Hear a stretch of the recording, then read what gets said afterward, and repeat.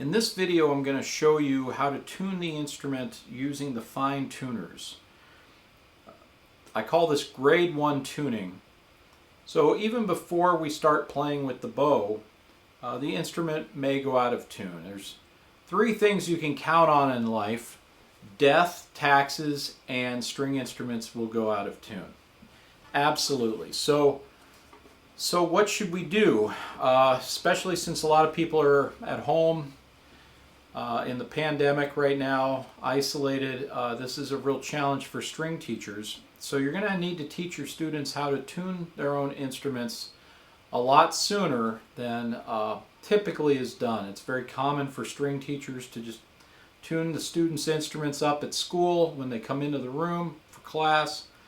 It's not going to be possible now. So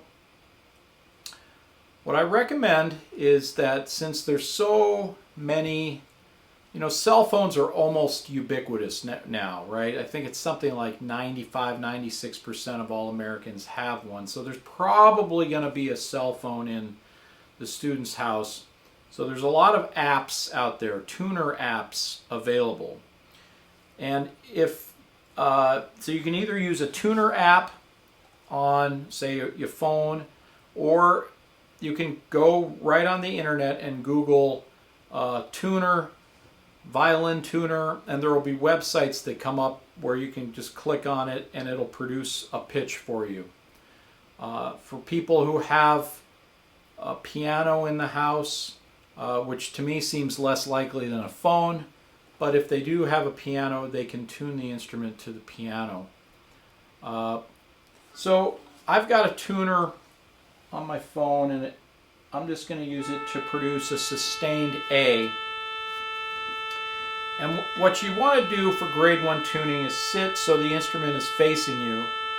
And then, it doesn't matter which hand really. What I like to do is just anchor it, put it in my lap, kind of anchor it very securely, pluck the string with my thumb, and then turn the fine tuner with my hand. And students at first just need some experience loosening.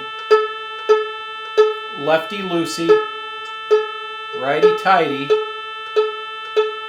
Another way to talk about it is clockwise and counterclockwise. I find that a lot of students don't have analog clock faces in their houses these days, so that might be more challenging.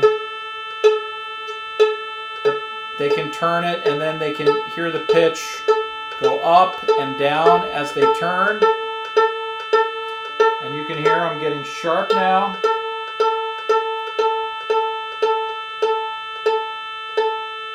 So the idea is pitch matching, so that you want them to pitch match. So set the tuner to A, 4th octave, A4. You can get it as close as possible that way, and then you can change pitches. Let's see, so I'd have to go up to the 5th octave for the E. I can check my E string. And then you can check the D string and the G string as well. Now, being a guitarist as well as a player of double bass and the other bowed strings, but because I think because I began life as a guitarist, I don't have any issues with students using a visual tuning aid, especially during this time. So if you've got a tuner where, if you pluck it and it'll show you if it's sharp or if it's flat, and that can be really helpful too. It's more helpful when you're playing with the bow. When it sustains, it'll give you more accurate feedback. But at the beginning, we can listen and tune with our fine tuners and plucking. And just remind your students that they should do this every day. An instrument that's a little bit out of tune is much, much easier to tune than an instrument that's gone far out of tune. So frequent tuning will help. So I know some string teachers these days they've kind of waited. They've ignored it until the problem's gotten so bad that the students' instruments are really out of tune, and then it becomes harder to help them over Zoom or whatever the platform is you're using. So I would advocate, frequent tuning, and that will help.